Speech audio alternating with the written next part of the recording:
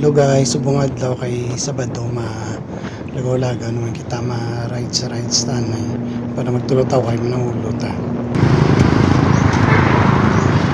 Hi guys! Tungod kay taman kay init, so malagaw-lagaw kita anay Makadto kita sa Igad Baybay. Ang Manila sa may Royal Villa kuno sa may Fontevedra namin ato kuno kadtoan, so aton kadtoan subong. Let's go guys. So pagsulod pa lang namon, makita man na din ang dagat nga taman kalimpyo. Kagkatawhay diri kanami isang lugar kung mo makita gid sa personal.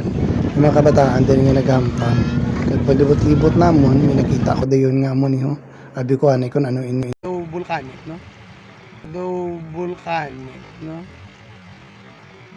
Ang buto nang ginawakal ko nga mga gambal ko dayon nga volcanic. Kag si Kevin namiyan siya magsaot-saot, wait kuno wait. So raga saot-saot sa samtang video ko siya. Mahilig din siya magsaot-saot, so wala giging palampas.